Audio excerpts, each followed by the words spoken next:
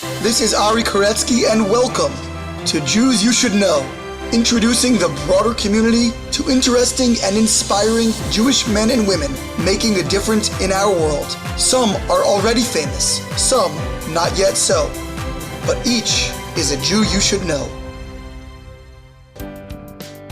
And we are back with another fabulous episode of Jews You Should Know. I am extremely excited about today's guest. Jonathan or Yonason Rosenblum, depending on where you read him and where you know him from, is really one of the great writers of the modern religious scene, at least in the English language. He's someone whose writings I have consumed in a variety of formats. His biographies, I've read quite a few of them, that he has undertaken, covering great figures in recent Jewish history. And he writes a wonderful weekly column for Mishpacha magazine, which I read consistently. And I really enjoy his thoroughly researched and beautifully articulated perspectives on a variety of issues. He is not afraid to take unpopular stances and to take the community to task when he deems it necessary, as we will discuss in our conversation today. But he balances that, as we will also hear, with a real championing of the community, of the Ultra-Orthodox community. He himself lives in Israel and Jerusalem. He was a returnee, a Baal Teshuvah, to strict Torah observance, along with a number of his brothers, all of very high intellectual caliber, during the halcyon days of the 1970s and 80s. And he was a spokesman for the community in an official capacity for much of his career. So he has that unique balance of being a real insider and an advocate for his community while preserving a bit of a critical outsider's orientation. And that is all packaged together in the form of really solid and cogent rhetoric. As myself having a penchant for writing and a writing background, it's especially enjoyable for me to speak with people like Jonathan Rosenblum, as it was when I was able to speak with Rabbi Emanuel Feldman a couple of years back, and others in that category. And just a final personal note about this particular episode: in the intervening period between when we recorded, maybe a month or 6 weeks ago, and when I'm now releasing it, one of the Rosenblum brothers, who are referenced multiple times in the interview, passed away. He had been sick for some time. Rabbi Matisyahu Rosenblum. He was a brilliant scholar, someone who I had sort of tangential association with, but had a sterling reputation as someone who absolutely loved Torah study, and more importantly, loved teaching Torah to students from all different backgrounds. And so if there's any inspiration gleaned from this episode, we'd like to dedicate that to Matisyahu Yated ben Feivel Yisrael. And speaking of dedications, a reminder as always that sponsorships are available. Email jewsyoushouldknow@gmail.com. Follow us on social media at Jews You Should Know, spelled out fully, on Instagram and Facebook. Jews You Should Know with the letter U on Twitter. Please subscribe wherever you're listening, whether that's Apple Podcasts, Spotify, SoundCloud, Stitcher, Google Podcasts. And please let others that you know do so as well, so that this podcast here can continue to reach more and more people within the Jewish community at large. And now, to our conversation with biographer, columnist, spokesman, and just all-around thoughtful Jew, Jonathan Rosenblum. We are here with Yonason, or Jonathan Rosenblum, depending on your language choice, a famous columnist and author and thinker in the Jewish world. How are you? Happy to be with you, Mari. It's a long time in the making, but good things come to those who wait. And as we do with all of our guests, we're going to take it from the top. Tell us a little bit about your story. I know I've read bits and pieces over the years and your many, many columns, and I know your accent also betrays your Chicago roots, but give us a little bit of the backstory. Okay. I mean, the truth is, some of this will be coming out in a book. I'm publishing a collection of essays soon. We still haven't settled on a title, but the first section is autobiographical pieces. I mean, starting with my late father. In any event, so I was born in Chicago in a hospital which no longer exists, but it did its purpose, because not only was I born in that hospital, but my wife was also born in the same hospital. Not only was my father from a small town in Western Pennsylvania, but her mother was from the same town. So you can imagine when we met each other. Oh my goodness. We only found this out I told her on our second or third date, you don't seem to be sufficiently impressed that you're going out with the grandson of the handsomest Jewish man in Sharon. And she said to me, Sharon? Sharon? What Sharon? I said, Sharon, Pennsylvania. Okay, anyhow, that's not the beginning of the story. Anyhow, I grew up in a suburb of Chicago, Highland Park. Nice place to grow up. Nice country to grow up.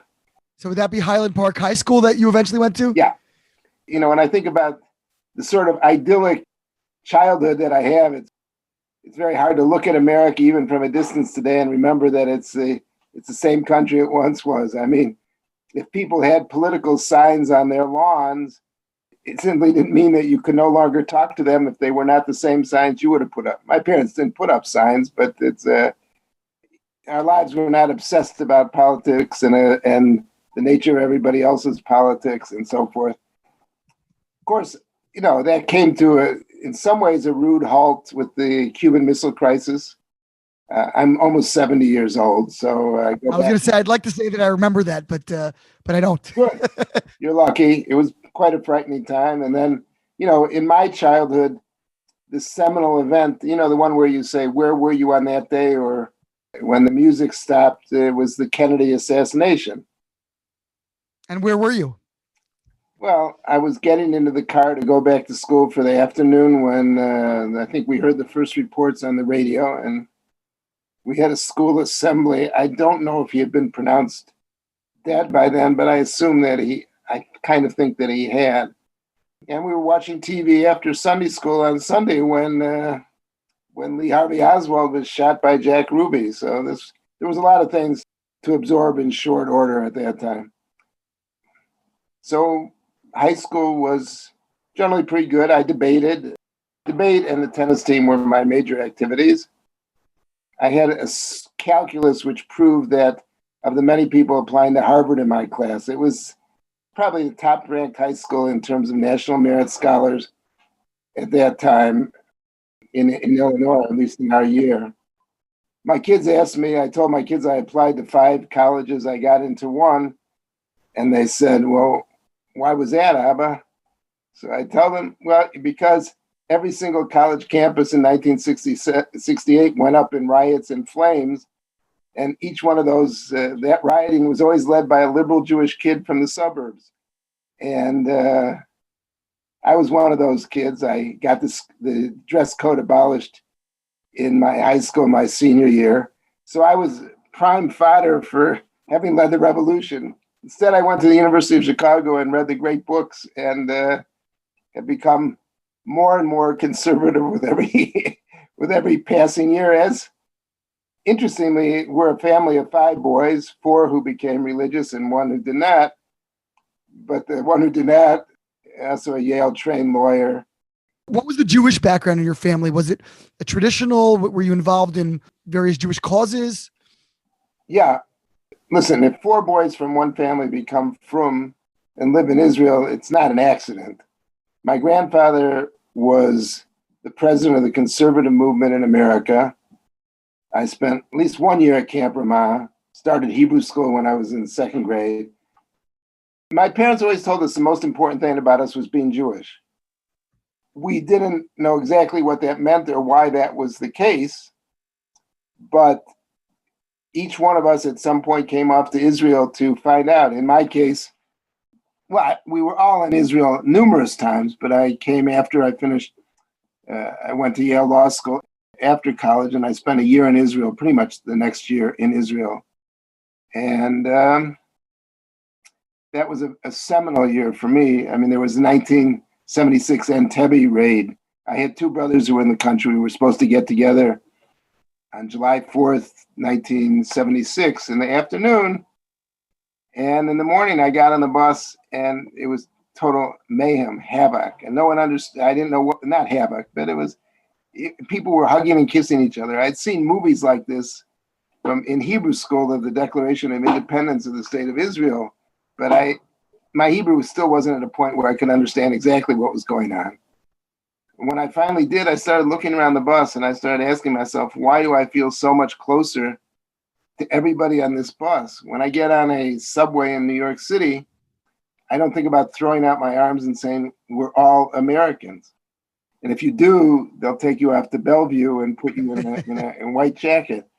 But here I felt like saying, we're all Jews. And I started wondering, why is it Yemenite Jew over there? And what do I have in common? And I realized that what we had in common is that each one of us was the product of 2,000 years at least of exilic existence where we held on.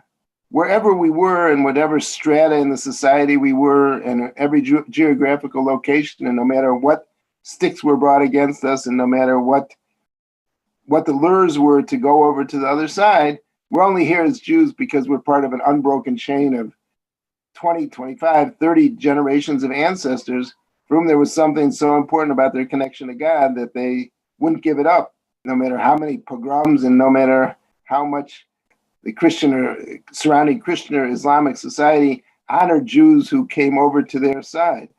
So I thought, I really should know more about this. I was going back to America to start practicing law.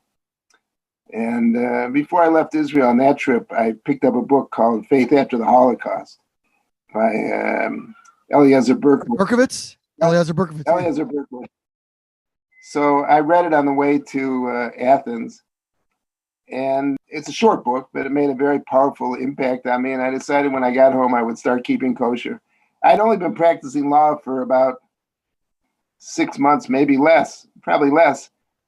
And when you start practicing law, I won the moot court in Yale the semester after Justice Sam Alito on the Supreme Court and the trial court competition. I was a star. But you're not a star when you start practicing law. Your secretary knows everything more than you. You depend on other people. You're totally incompetent. Anyhow, I applied to rabbinical school at the Jewish Theological Seminary. After you started practicing law? Yeah. And that was good because when I met my wife for the first time at a Jewish United Front tennis night and told her I was a lawyer, she said she never would have married a lawyer, but I was going to become a rabbi. She was impressed with my idealism. And we came to Israel.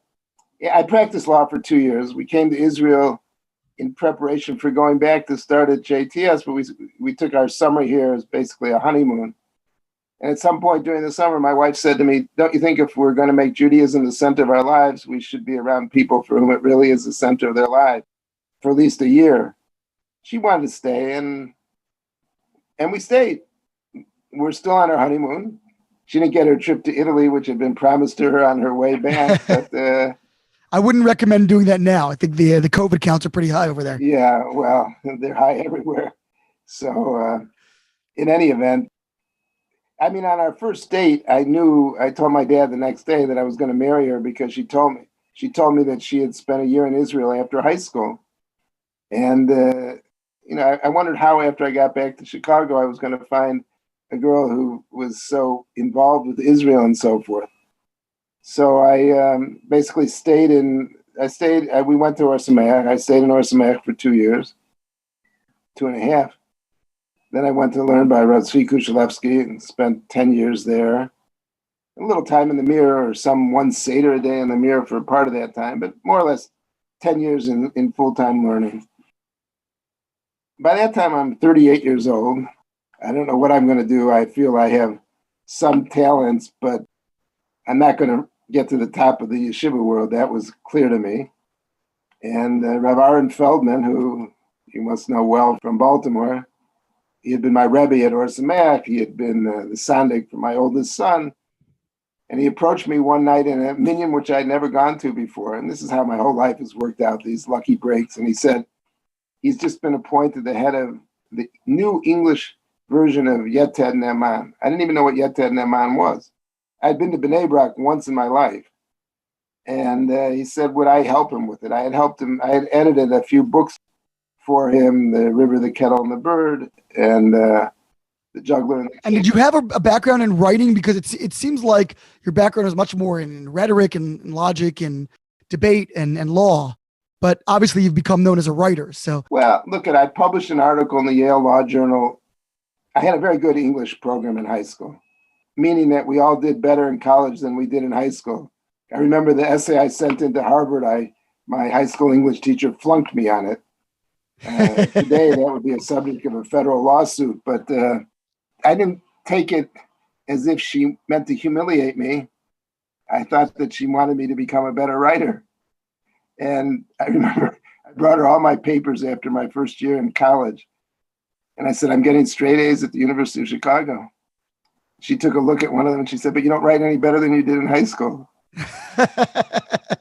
Tell it like it is. My father was a good writer. And were you close with Leon Cass at Chicago? No. I'm not even sure if he was there at the time. I mean, Jeffrey Bloom, who was a good friend of mine, became a decade later, was a student of his. There were a lot of opportunities I passed up at the University of Chicago. I was just telling my wife about it. I knew what I was good in, and I took a lot of courses. I didn't get everything out of the university that I could have, that's for sure. And if Leon Cass was there, that was one of the big things I didn't get out of it. Yeah. But it would not have been the only thing. But I loved college. That was a good 4 years for me. And I did a lot of writing. I wrote at least 120-page paper for my senior thesis and a 70-page paper for my junior thesis. I did a lot of writing. I preferred writing papers. And you get better. In law school, you get better. Most good lawyers are pretty good writers. I wasn't great, but I got better, and you get better and better. Writing, I always tell people, it's not fairy dust. You weren't born that way, and it's not like somebody sprinkled some magical fairy dust on you. I was always a reader, a big reader, and I took criticism. That's one of the things, if you want to get good at something, you better be prepared to listen to criticism and learn from what people have to tell you.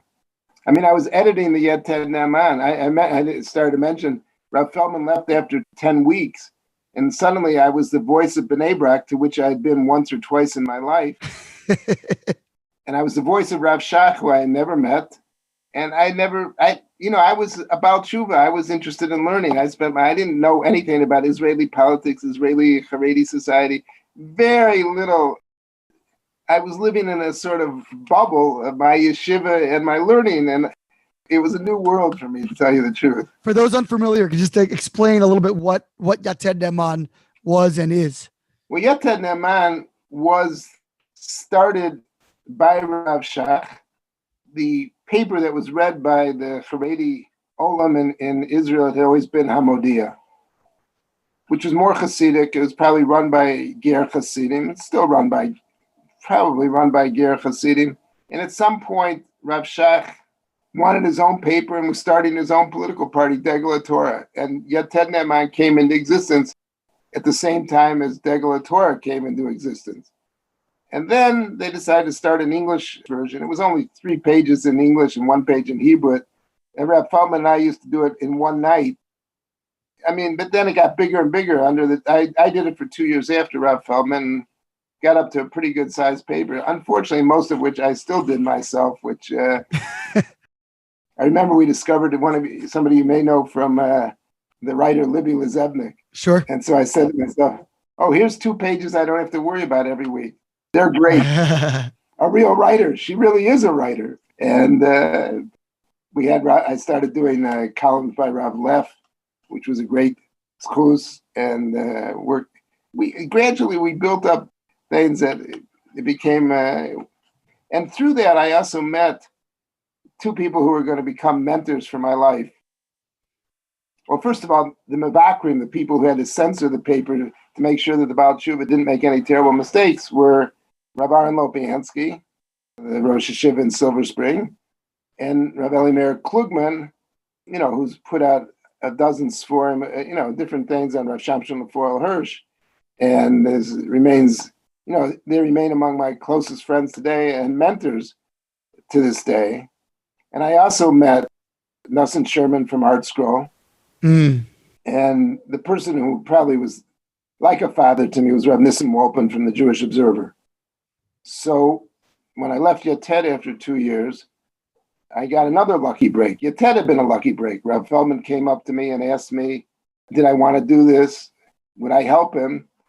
And I remember at the time I got paid after Rupp Feldman left and after it expanded to 16 pages, I was paid $1,200 a month. And I was so embarrassed because I couldn't tell anybody, I was still learning in Colo full time. I did this, at the end of my 2 years in Yated Ne'eman, my wife came to me with a pair of pajamas and she said, "This is what people sleep in." Then she took me and showed me where my bed was. And she said, "This is where people sleep." I didn't have a computer. I had to take everything as it was written to a typist, get it back, proofread it, get it. You have no idea. It was like such a primitive operation. What year was this? This is in the mid 80s, late 80s? This is started in 1989. Yeah, like 1989 to 1991. So I met Art Scroll, and at some point, Rav Nosson Kamenetsky had been doing interviews for a biography of his father for many years, but nothing had come to fruition, and he wanted to show his donors something. So he had approached Art Scroll, could they find somebody to write an English version? This is long before Making of a Gadol. And the person who had been writing all the biographies at that time was Rav Shimon Finkelman, and he wasn't available for whatever reason. And they asked me, and some of the interviews have been done in Yiddish. I don't speak Yiddish, not surprisingly, but I don't speak Yiddish. And but I was very good friends with Rabbiako's grandson, Rav David Kamenetsky. And I said, I think I can do this anyhow. And they let me do it. And fortunately, it was a new type of biography. I'm trained as a historian. I was academically trained in history. And I didn't know what the formulas were for Gadol biographies, so I wasn't subjected to them.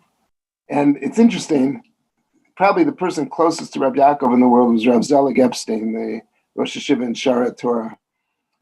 And at some point, I was asked early on in the book, "Well, did you know Rabbiako?" Like this was some kind of psul. And Rav Nosson Sherman took me to Rav Zelig and said, one of the family members had said, "I didn't know his father. How could I write about him?" And I didn't, it was 3:00 in the morning when he said that to me, and I may have been ungenerous and pointed out that most of the biographies in history have been written by somebody who didn't know the subject of the biography. But Rav Zelig went far beyond that. Rav Zelig said, they consider something that's harmful is really good because you can listen to everybody without your own view of the matter, so you can absorb and you'll use whatever talents you have to create a picture which is not just limited to your own perspective, but you can share all these perspectives. And I found out how true that was because when I wrote a biography of Rav Moshe Sher, probably, 15 years later, 10 years later, I knew Rav Sher, Zecher Tzaddik Livracha, and I knew him well. And it was an impediment in some ways. I knew exactly what Rav Zelig had been talking about. So the Rabbiako was a big hit. And what's interesting about that book in particular is that I think among its genre, it's known as, say, slightly less hagiographical than some of its counterparts. A little bit more comprehensive and maybe forthcoming about the total picture of who the person was, whereas other books in that genre tend to be a little bit more unadulterated lionizations of some sort. Well, if you look in the introduction to Rabbiako, I set out very clearly what my goals are, and it's interesting because when I've had disagreements later about presentations of certain figures, and I look back at that introduction to Rabbiako, it's exactly what I meant to be. I said, the views here are presented not because they are necessarily the consensus views. It's because if Rabbiako was big enough to have a biography written about him, he was big enough that his opinions can be heard. And I want to present him in all his individuality, that he is exactly as you said, not as a formulaic figure.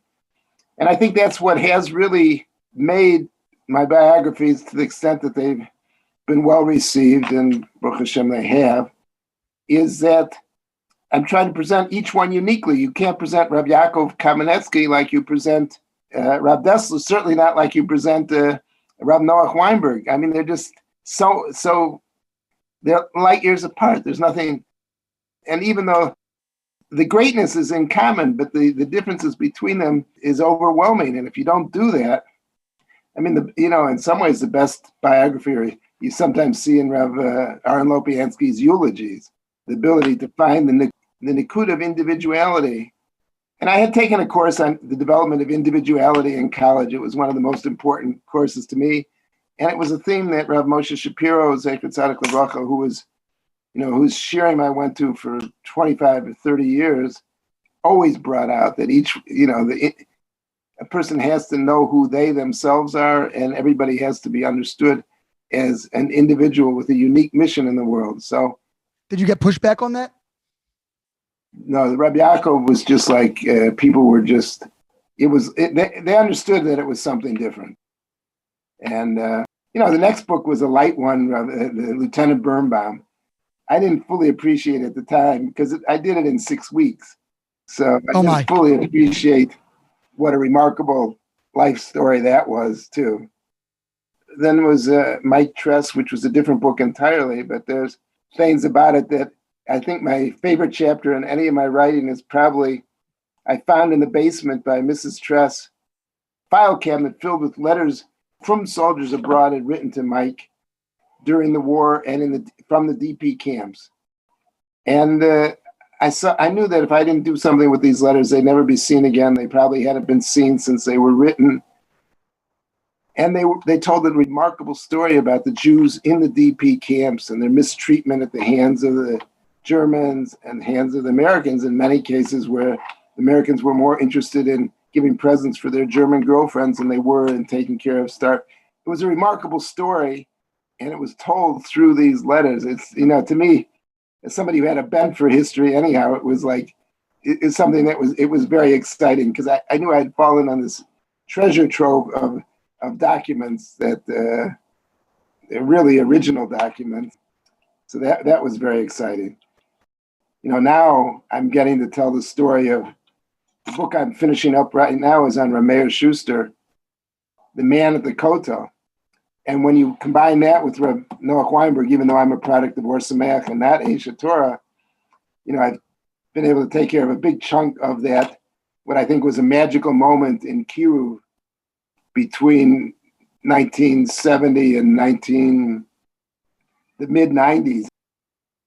I mean, Rameir was remarkable because he couldn't speak. He was terribly incredibly shy, introverted, awkward, and yet he brought 10,000 people to yeshivas in one way or another through his sincerity and through the siyata d'shmaya that HaKadosh Baruch gives somebody who doesn't have any ego, expresses himself in that way. So I'm able to write now about this magical moment in history of which my wife and I are a part.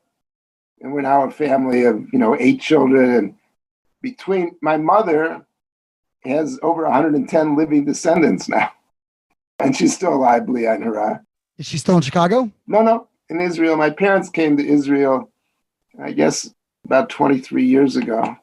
My dad passed away after 10 years, but he said it was the happiest 10 years of his life. So we always told my parents, you asked a little bit about the family background.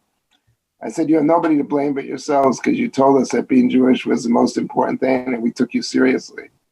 And I don't think they ever had any problem with that. They really didn't have any problem with that. And I think when they look around, and I think they had 33 grandchildren, they were all born. I mean, there have been 60 or 70 great-grandchildren born since my father passed away, but it's nevertheless, he could pass away knowing that there was continuity, that he had built something. Do you think that you've changed as a biographer? You've done all of these iconic works of these incredible, seminal figures of 20th century Judaism. Have you changed it all, and have you learned anything along the way? Well, to tell you the truth, I'm not sure that Rabbiako isn't the best, but let's face it, when I did Rabbiako, I had left Yated Neman. I had nothing else on my plate. And I lived with Rabbiako for 9 straight months where I wrote the book in 9 months. Now it sometimes takes me 9 years to write a book because I'm writing columns all the time. I'm doing other things. But actually, I look back on each one of them because each one of them was an individual. Each one of them was completely different. So I think in that quest, I sort of remain the same, but I feel the full immersion in Rabbiako, the chance I had to literally think about him every waking moment, obviously is going to make for a different kind of book. But, you do become pretty immersed. I see that each one of them in their time enters into me. My Divrei Torah at the table are based on them, their thinking, their sayings. With Rav Schuster less, but in different ways, they're very important lessons, maybe more lessons from Rav Schuster than anybody else that can be applied to each one of our lives. So I'm not conscious. Maybe somebody else, maybe you have to be outside of, maybe somebody other than myself who would look at them but I still think probably Rabbiako is as good as the most recent one. Well, outside of that one, do you have a favorite? Each one in a different, each one has something that appeals to me. I've only written about people who had something. I think somebody who read my writings would see that there's certain themes that recur, which are personal to me. Each one of these figures was obsessed with Kiddush Hashem, was obsessed with the image from Jews and what our behavior and the way in their different ways. The Kloisenberger Rebbe is one way, and Rabbiako is another way, and Rab Dessler. The beautiful stories about him instilling this obsession with Kiddush Hashem and his Talmidim, and teaching them, showing them. He would carry on discussions with the sash maker or the plumber in front of them, and then ask them if they understood what the discussion was about, to show them how he'd been trying to make a certain point for this person about how a Jewish rabbi behaves. Your favorite is always the one that you're working on then. But Rab Dessler is very precious to me. The letters of, being the opportunity to go through all the letters of Rab Dessler, though I did discover there were many more that I didn't see at the time. But I've been very blessed. It's a privilege to write it. But the new book that's coming out, the collection of essays, is mostly about unsung heroes, people no one has ever heard about. Neighbors of mine. I don't know what to call it, but a good title might be... How about Jews You Should Know? Maybe that. That's not so bad. I was going to... You know what? I'm just saying. For royalties, I'll let you borrow it. The first title we thought of was Ordinary Greatness, which is really a good title, an appropriate title, but when you have pieces on Rabbiako and the Manchester Rosh Hashiva and Rav Shach, the publisher wasn't eager to call it Ordinary Greatness. And then we thought about Learn from Every Man, because I say this book is really my tzava, it's my ethical will to my children. It really conveys the message I'd like to leave them, which is, learn from everybody you meet. And when you see the good about them, look for the good. When you find it, incorporate it in your life. And then I say this is, Rab Hutner says the verse Ish Lefi Mahalalo, which could be understood a person is judged by how they praise him, but he understood it as a person is judged by how he praises, whom he praises. Tell me who your heroes are, I'll tell you who you are. This is my book of praise. And that's another title we're thinking of, Songs of Praise. Anyhow. Well, what's interesting is that there's this commonality, as you said, there's sort of this thematic thread that ties together all of your biographies. And I think actually, as someone who reads your columns pretty assiduously, I think a lot of the times similar themes emerge there. These ideas of broadcasting the right image and a godly image in the world, and being a light unto the nations, and even within our own nation. Why do you think those are such deeply embedded themes for you in your own character? Obviously, they must come from somewhere early on. Well, in part, it's the function of being a Baal Tshuva. I think it's one of the things that the Baalei Tshuva contribute to the world, because look, we have a big investment in the world we've joined.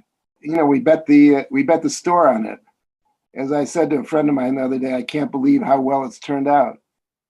As a young man, I expected to be the first Jewish president. So I had plenty of ambitions, but I just can't believe how well it's turned out. But as a Baal Tshuva, let's say I'm at an Aguda convention, I'm always listening to the speeches with two ears. One, the ear, my own ear, and how I'm hearing that as a person who's been a member of this community for 40 years, in these cases, probably 25 years, and how my relatives and my parents would hear this. I'm always conscious of the fact that there's a much larger Jewish world out there. There's a much larger world.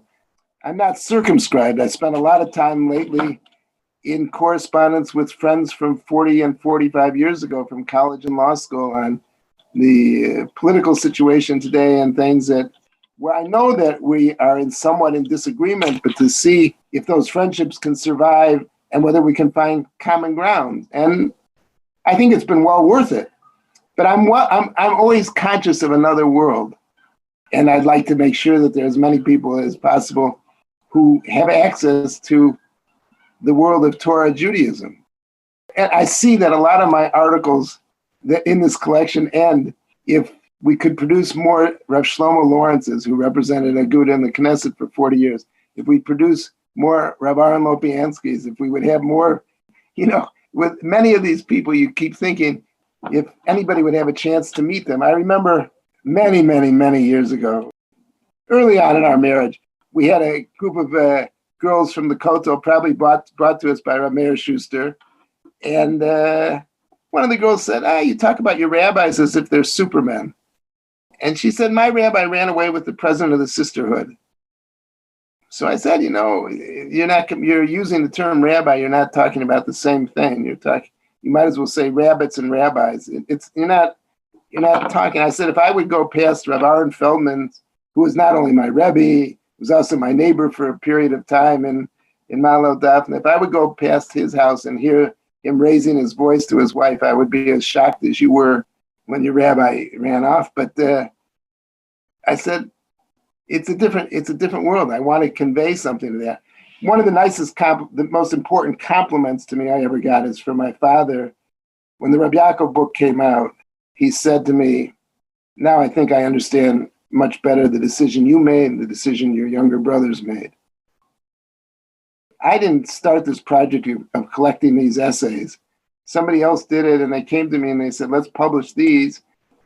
And the themes were all around lessons you learn along the way, most of them from within the community, but not all. I have Abraham Lincoln, I have Margaret Thatcher, I have George Washington as well, pieces that I've written on all of them. But I would like people to understand, my cousins and anybody else who I ever knew, that if this is the world you live in, you can understand why a person made a choice to live within this world and to give up.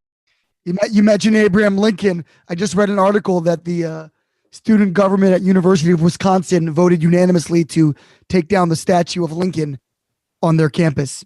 I mean, if I wasn't going to be president of the United States, I would have liked to have been president of the University of Chicago. I loved university. I loved college. I couldn't have been happier.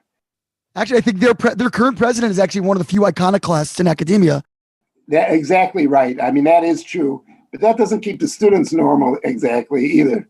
I mean, they have no trigger warnings. They have no safe spaces.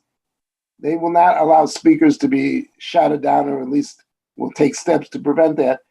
Jonathan Haidt, the social psychologist, said to me, he was in my youngest brother's class at Yale, and he said to me he would never give another penny to Yale, and he would not let any child go there. And I asked him, well, where would you let a child go to school? He said, University of Chicago or Princeton, because Princeton has adopted those standards. At least you have Robert George and people like that at Princeton. Learn by Robert George, right? You could get an education based on the ancient question, what are the conditions of human flourishing? To ask the big question. I wrote last week, which I think describes the current college, as I said, students who come into school, to come into university thinking they have nothing to learn, will learn nothing. Alan Bloom in The Closing of the American Mind wrote this many, many years ago. It used to be that students came in with a sense of discovery, a sense of a world that was opening up to them, a world that, that they were going to be amazed in so many amazing things. He says that was in many senses a repressed erotic energy, but he said, now my students come in so desiccated, so used up.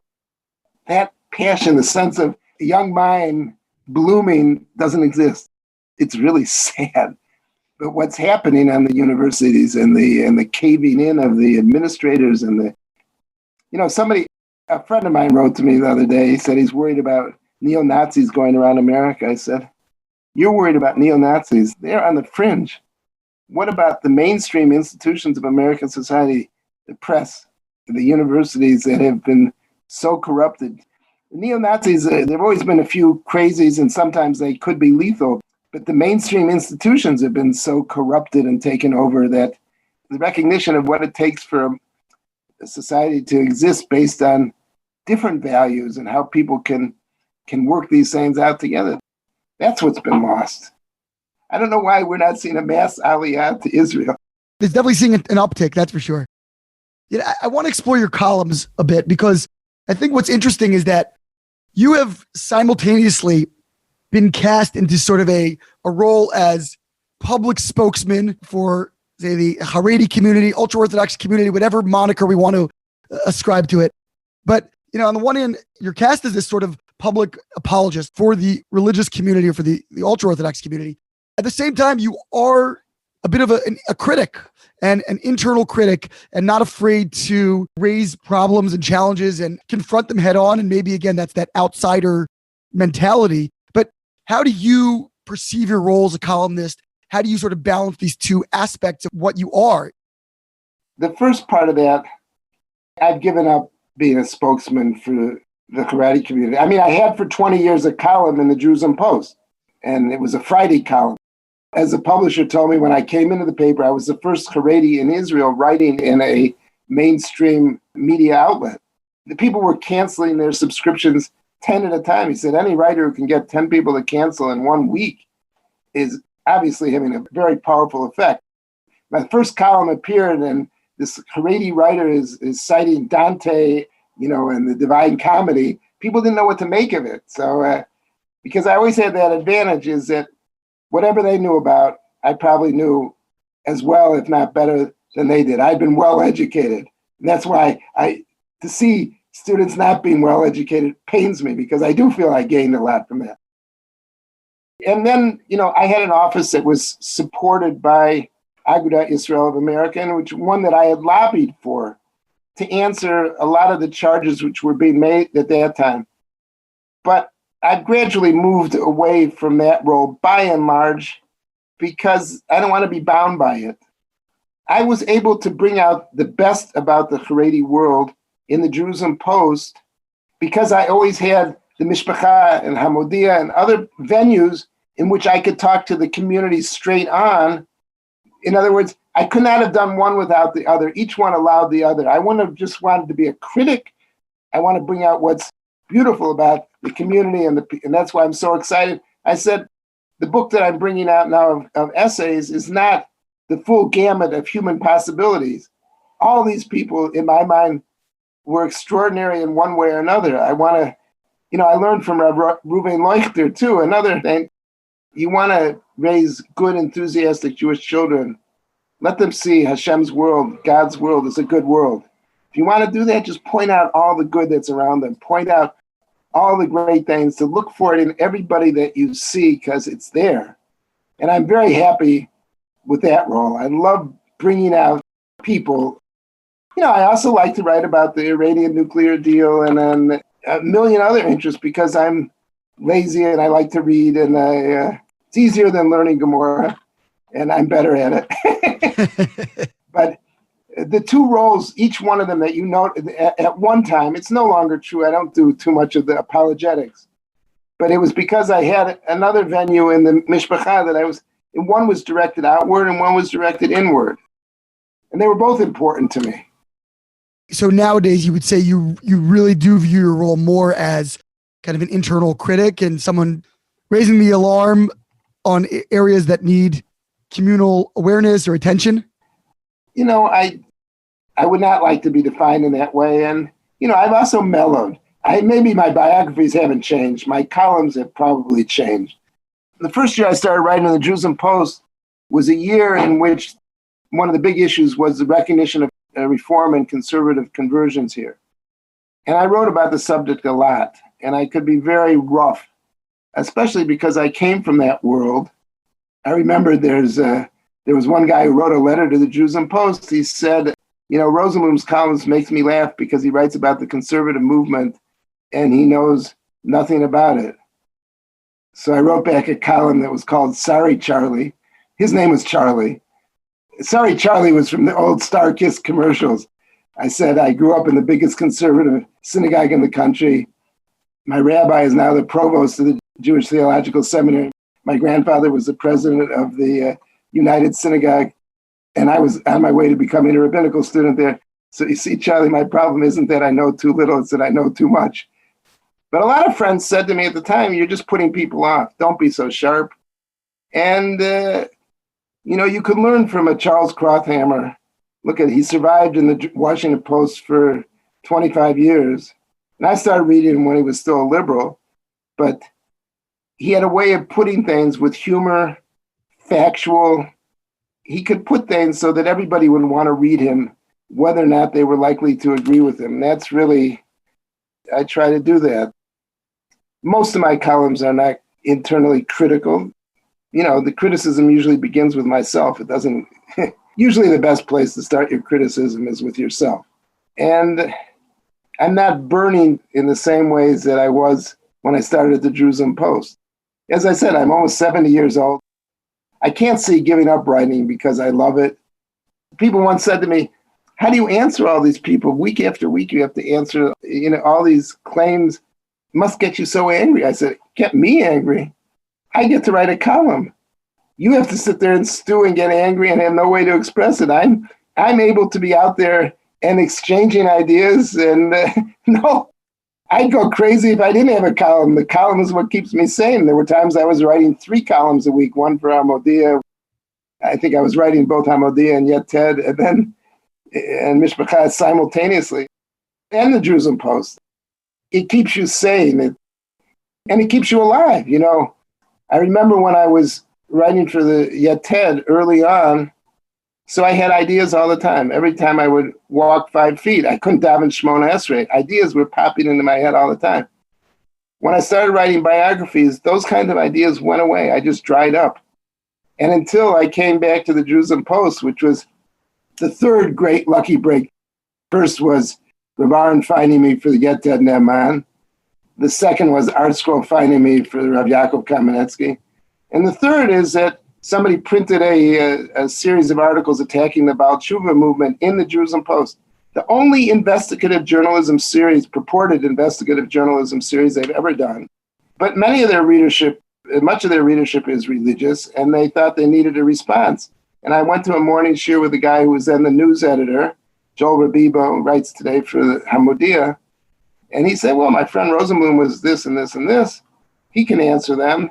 And that went from 1 column to 20 years of columns. So that was the next lucky break. I mean, each one of them, you have to do something with the breaks you get. But people come to me, they say, how do you get involved in writing?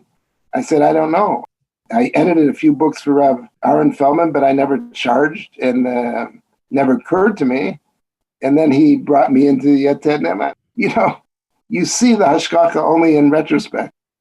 At the time I was running an office, a media office for Agudat Israel of America. So I'd always said I wanted a job where I could read, talk to people, speak. And I do like the speaking, though that's been stopped. Corona has killed my speaking career. That's pretty much over, and I don't know if it will ever resume. And suddenly I had a job. I was going out with journalists when there were still still newspapers that could afford a columnist. Even the Baltimore Sun in those days could afford a Jerusalem columnist. They don't today. And it got to do all the things that I like to do. So Baruch Hashem has worked it out very, very well for me. Very lucky, very blessed. What's still left for you? I mean, you've done biographies, so many, you've done all these thousands of columns over the years. Is there a seminal project or a type of work that's still on the horizon for you that you have yet to tackle? I'd like to do, if Hashem will give me koach, I'd like to do a biography of Rav Moshe Shapiro. But, my kids tell me it will be very tricky, very tricky. They said, you've never worked with an Israeli gadol before. Because what? Because his views were so unconventional and politically? My kids imagine that it will be tricky. And it would be a huge project. I mean, I think there are between 16 and 18,000 shirim.